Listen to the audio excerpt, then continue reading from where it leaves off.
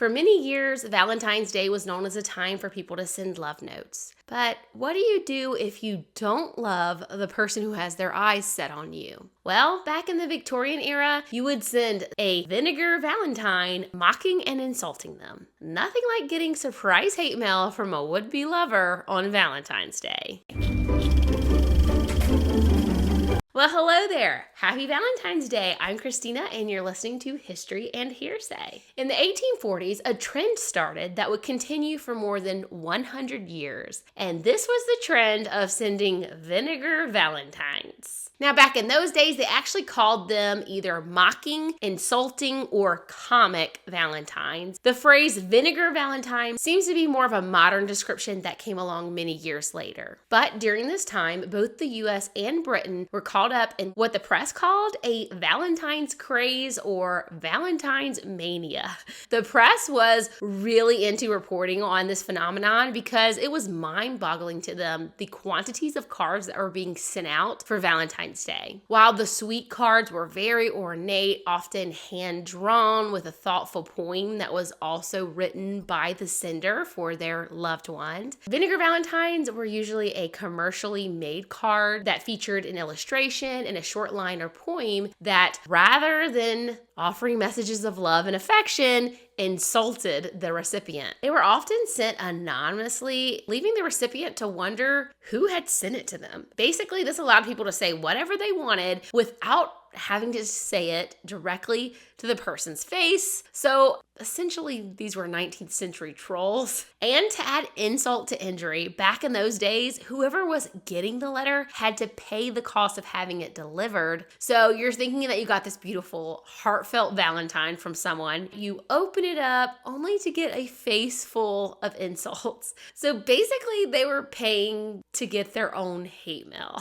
So during the Victorian era, it was pretty common for these cards to hit below the belt. And over time, these cards kind of became a anti-Valentine's Day movement. Some of them were really dark, suggesting things like people should go and off themselves. Apparently, that was a very common one for some reason. We aren't going to really get into the dark ones today, but I did want to feature some of the more lighter-hearted ones that are kind of a fun burn type of card. Here's an example of one such card. It's a picture of a woman throwing off her glove with a disgusted or maybe dismissive type of look on her face, and it says, "You asked to see me home, kind sir. I thank you, but decline. One beau is quite enough for me. I'm satisfied with mine. You need not wait upon the fence to see me going by. I cannot give you such a chance. There now, dear me, don't cry." So I guess this lady had like a stalker or something.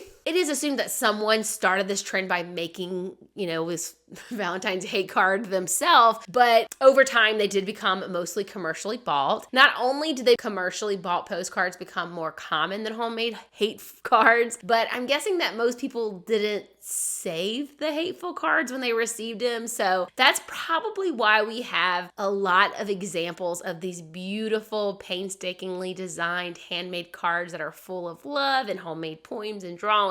But the vinegar cards, we only have the examples of the commercial made ones. Many people did not like this trend, and reporters called it tasteless, even vulgar. And in 1847, card makers sold just as many of these sour cards as the sweet ones. People not only used these cards to insult someone's looks, personality, and actions, but there was also a common trend of insulting people's actual professions as well. This card here shows a saleswoman who is much larger than the customer, like she's a giant or something, and it says on there, "Sales lady. As you wait upon the woman with disgust upon your face, the way you snap and bark at them, one would think you owned the place." Some Vinegar Valentines were playful or sarcastic and sold as comic Valentines to soldiers just to give them a laugh. But a lot of them really would sting, and people would even hand them out to lady shoppers or salesmen, admonishing them for their value. So I guess if the shop clerk was rude to you, you could hand her this card and basically tell her how rude you found her. There were lots of Vinegar Valentines calling doctors like Dr. Sure Death and making fun of them. There's also a common character that was a stupid postman, and they would actually give it to the postman who was delivering the mail. These cards cards even moved into political topics, and the women's suffrage movement of the late 18th and early 20th century brought another class of Vinegar Valentines targeting these women who were fighting for the right to vote.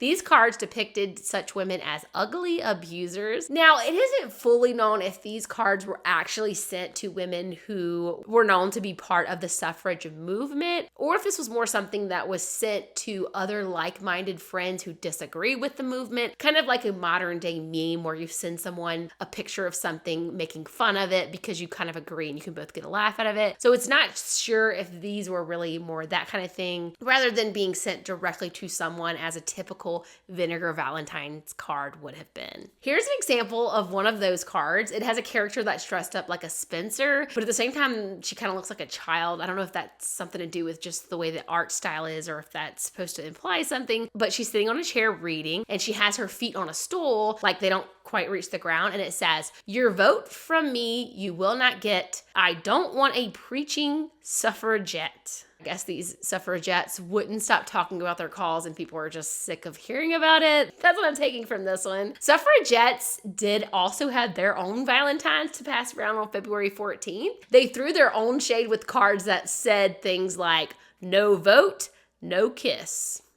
But since there was a movement of men who said that they found suffragettes unattractive, many 19th century women enticed their would-be lovers by sending cards that denied support of the women's suffrage movement. And one of these cards depicted a pretty woman. She's surrounded by hearts, and it says, "In these wild days of suffragette drays, I'm sure you'll ne'er overlook a girl who can't be militant, but simply loves to cook."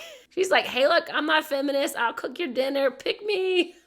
Many of the Vinegar Valentines from the late 19th century were drawn by Charles Howard, who put ridiculous caricatures of the recipient in full color. Some people started to worry about the fact that these were cartoons that were being drawn and how they would affect children who saw them. An issue of Kindergarten Primary Magazine from 1895 worried about the moral implications of these cards for children. A teacher from Iowa wrote that she staved off the desire to send vulgar Valentines by telling students stories from St. Valentine's treacherous life. The magazine said that teachers must do what they could to help, make it a day for kind remembrance rather than a day for wrecking revenge. So people were at this point trying to get Valentine's Day back. They loved the lovey-dovey feeling that Valentines originally have, and they didn't like that it was being taken over by this movement of like getting your revenge on people that had wronged you or that you didn't like or that you had an issue with.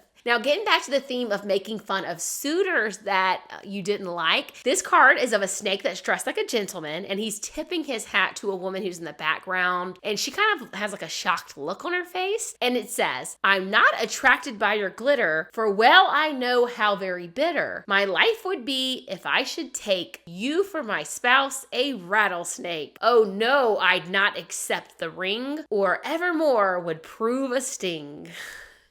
Then there's this one that I put on my thumbnail, which I found personally amusing. It has a man and a donkey, and they're in a heart together. And it looks like the man's about to kiss the donkey, but it doesn't look like the donkey wants the kiss. And it says, "Great lover. Hey, lover boy, the place for you is home upon the shelf, 'cause the only one who'd kiss you is a jackass like yourself." Now that is rude. Regular Valentines and Vinegar Valentines alike were once a booming business. In San Francisco in 1905, 25,000 Valentines were delayed because of overworked clerks. The Vinegar Valentines weren't always welcomed by the postmasters. Another 25,000 Valentines were held in a Chicago post office for being unfit to send due to the many rude and Vinegar Valentines in the hall. So apparently at some point these guys are like, we're delivering all these messages and they're basically just hate mail. And the postmaster's like, yeah, we're just not going to deliver these. So 50,000 people didn't get their hate Valentines.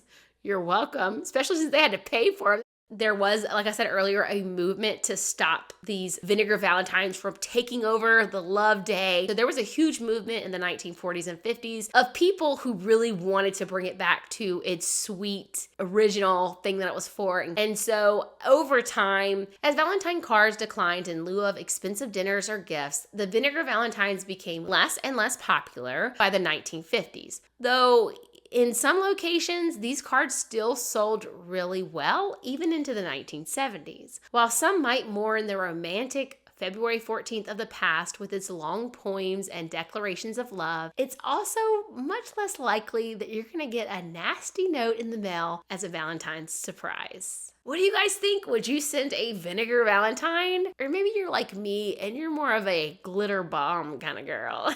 Let me know in the comments down below, and I'll catch you in the next one.